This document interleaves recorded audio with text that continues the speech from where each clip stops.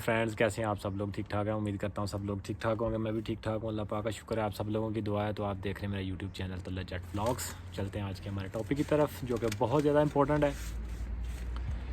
آج ہم بات کریں گے جو لوگ اپنی فیملیز کو چھوڑ کے انلیگل طریقے سے باہر آتے ہیں، وہ کیا اپنی فیملیز کے لیے باہر آتے ہیں، کیا وہ خود کے لیے باہر آتے ہیں؟ یہ میں ولاگ کیوں بنانے لگا ہوں؟ کیونکہ بی بی سی کی طرف سے ایک آپ لگا لیں کہ ایک سٹوری شائع ہوئی تھی۔ وہ پہلے میں آپ کو تھوڑی سی لمبی سٹوری ہے، پڑھ کے سناؤں گا، اس کے بعد ہم اس پہ ڈسکس کریں گے کہ کیا جو لوگ انلیگل طریقے سے باہر آتے ہیں کیا وہ صحیح آتے ہیں، کیا وہ غلط آتے ہیں۔ یہ میں آپ کو سٹوری سنانے لگا ہوں، اس کو پورا سننا ہے، بڑی انٹرسٹنگ ہے اور یہ اس سے آپ کو بہت بڑا سبق حاصل ہوگا۔ جو لوگ انلیگل طریقے سے شادی شدہ لوگ یا بغیر شادی شدہ لوگ کوئی بھی ہیں جو باہر آتے ہیں، ان کا کیا فیوچر ہوتا ہے، وہ آپ نے سننا ہے کہ وہ کیا کماتے ہیں اور کیا کھو دیتے ہیں۔ تو شروع کرتے ہیں۔ سٹوری کچھ یوں ہے کہ جو لوگ پیسے کمانے بیرون ممالک جاتے ہیں، انہیں کم از کم اس عورت کے بارے میں بھی ضرور سوچنا چاہیے جنہیں وہ اپنے گھر میں اکیلا چھوڑ کر جاتے ہیں۔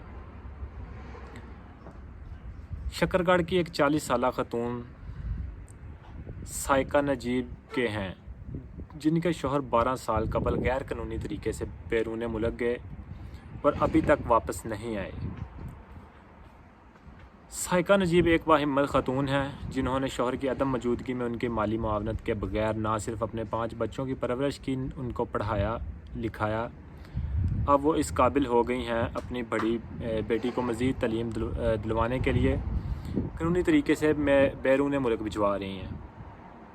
سائقہ نجیب نے بتایا کہ جب ان کی شادی ہوئی تو ان کے شوہر میڈیکل ریپ دوائیوں کی کمپنی میں کام کرتے تھے اور وہاں سے جو تنخواہ ملتی تھی اس سے گھر کا خرچہ چلنا مشکل ہو گیا تھا، جس کو دیکھتے ہوئے ان کے شوہر نے بیرون ملک جانے کا فیصلہ کیا۔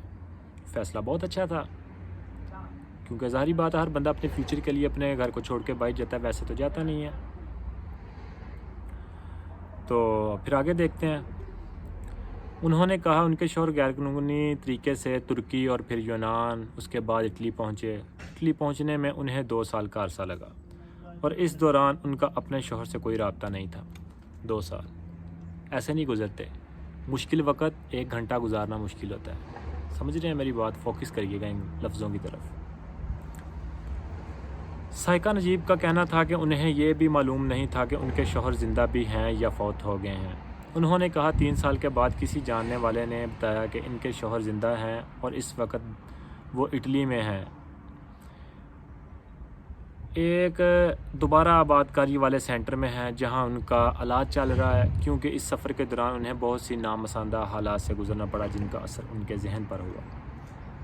آپ کو بہت ساری ویڈیوز میں ہم نے بھی بتایا، بہت سارے اور بھی لوگ ہیں جو ویڈیوز ولاگز بناتے ہیں اور آپ لوگوں کو بتاتے ہیں کہ انلیگل کون سی مشکلات کا سامنا کرنا پڑتا ہے۔ تو آپ امیجن کریں اور سوچیں کہ کوئی بھی بندہ جو انلیگل باہر اپنا ملک چھوڑ کے دوسرے ملک میں جاتا ہے تو اس کو کن تکلیفوں کا سامنا کرنا پڑ سکتا ہے۔ وہ پچھلی ویڈیوز ہیں ان میں بھی آپ دیکھ لیں اور بہت سارے لوگوں نے بتایا ہوا ہے، آپ سبق حاصل کر سکتے ہیں۔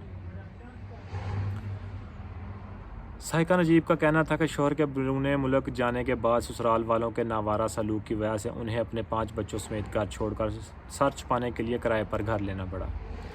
انہوں نے کہا انہوں نے اپنے اور اپنے بچوں کا پیٹ پالنے اور اس کے مستقبل کو بہتر بنانے کے لیے بہت کم تنخواہ اور ایک نجی کمپنی میں ریسیپشنسٹ کی نوکری شروع کر دی۔ یہ الفاظ اور یہ کسی عورت پہ جب وقت گزرتا ہے اس کے شوہر کے ہوتے ہوئے، اس کے شوہر کے بھائیوں کے، اس کی فیملیز کے ہوتے ہوئے، تو آپ اس چیز کو سوچیں، اس سے سبق حاصل کریں۔ اس چیز کو ویسے نہیں جانے دینا کہ ایک چھوٹا سا بچہ ہے، وہ یہ باتیں بتا رہا ہے، اس کی بات میں کیا سچائی، مجھے نہ دیکھیں، ان باتوں کو دیکھیں جو میں بتا رہا ہوں۔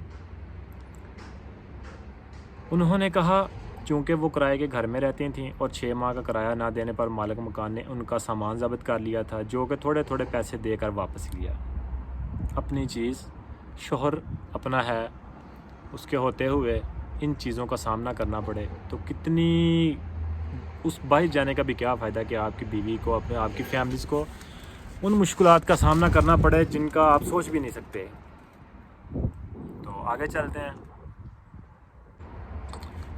سائقہ نجیب نے نامساندہ حالات کے باوجود ہمت نہ ہاری اور اپنے نئے مواقعوں کی تلاش میں رہیں، اور پھر اسی دوران ان کی ملاقات ایک تاجر سے ہوئی جنہوں نے فاسٹ فوڈ کا بزنس شروع کرنے میں دلچسپی ظاہر کی اور سائقہ نجیب کو اس کی مینجمنٹ سنبھالنے کو کہا۔ فاسٹ فوڈ کے کاروبار چلانے کے لیے تجربہ نہ ہونے کے باوجود سائقہ نجیب نے اس کو چیلنج سمجھتے ہوئے اس کی حامی بھر لی۔ انہوں نے کہا چونکہ وہ ایک گھریلو خاتون تھیں اور کھانا پکانے کا تجربہ تھا، اس لیے انہوں نے یہ کام کی ٹھان لی۔ انہوں نے کہا کہ شکرگڑھ ضلع نارووال کی تحصیل ہے اور یہ ایک پسماندہ علاقہ ہے، لیکن اس کے باوجود وہ اپنی پروڈکٹ کی سیل کے لیے گلی گلی محلہ محلہ پیدل گھومتی رہیں اور بالآخر وہ اس کاروبار کو چلانے میں کامیاب ہو گئیں۔ سائقہ نجیب 3 سال سے کامیابی کے ساتھ یہ بزنس چلا رہی ہیں اور اب یہ وہ مینیجر سے بزنس پارٹنر بن گئی ہیں۔ سائقہ نجیب اپنے کیفے میں زیادہ تر ویٹرز لڑکیاں ہیں اور ان میں زیادہ تر وہ لڑکیاں ہیں جو نامساندہ حالات کا شکار ہیں۔ دیکھیں، وہ جانتی ہے کہ جو لڑکیاں حالات سے مجبور ہوتی ہیں ان پہ اوپر کیا گزرتی ہے، وہ اپنا گھر چلانے کے لیے یہ کام کرتی ہیں، تو اس عورت نے ان لڑکیوں کو بھی سنبھالا ہوا ہے کہ جن کے اوپر ایسا وقت آیا ہوا ہے یا گزر رہا ہے جو اس وقت سے گزر رہی ہیں۔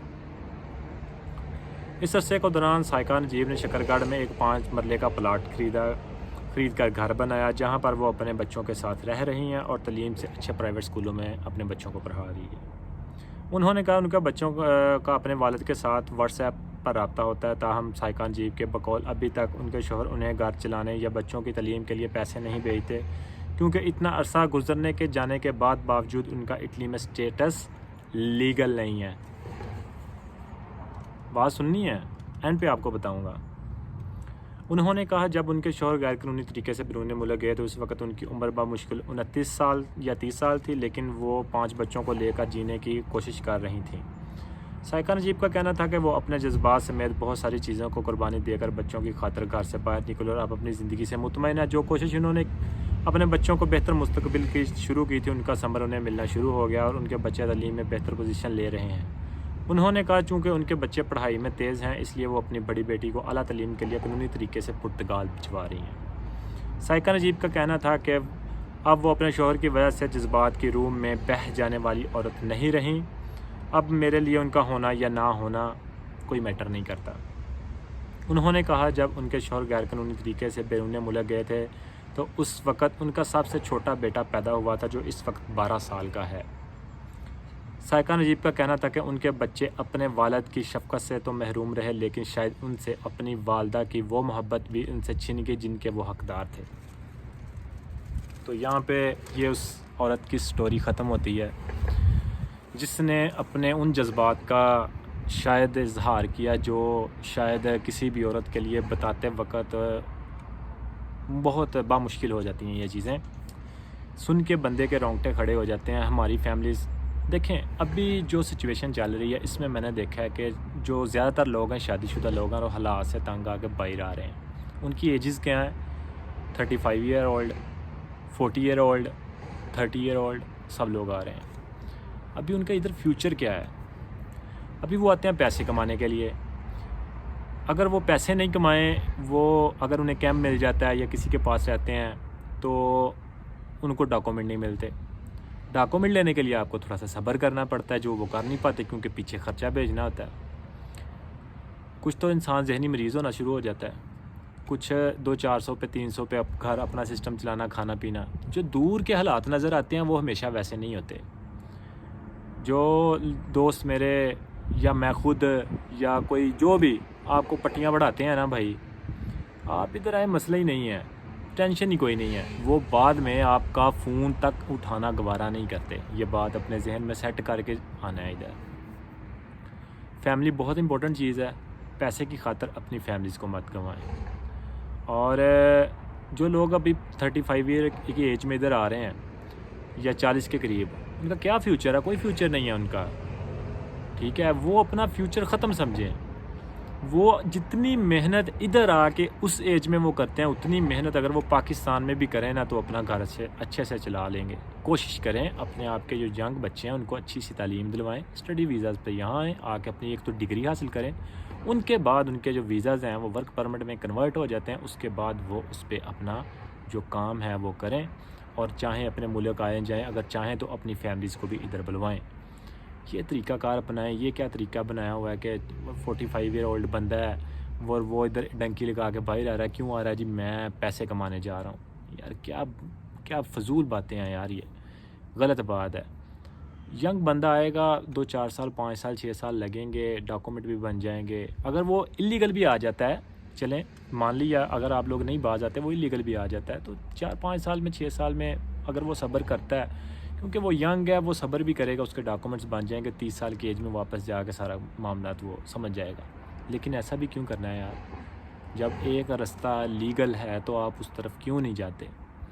صبر کریں. اگر آپ اتنا پیسہ افورڈ نہیں کر سکتے, آپ دبئی وغیرہ میں چلے جائیں, سعودیہ وغیرہ میں چلے جائیں, ادھر اپنی اسٹیٹمنٹس بنائیں, ادھر اپنا کام کریں, اچھے طریقے سے اپنی فیملیز کو ملیں, لیگل آئے جائیں. جب آپ کا ایک ہسٹری وغیرہ آپ کی بن جاتی ہے ادر ممالک کی, تو آپ کو یورپ کا ویزا بھی مل جاتا ہے.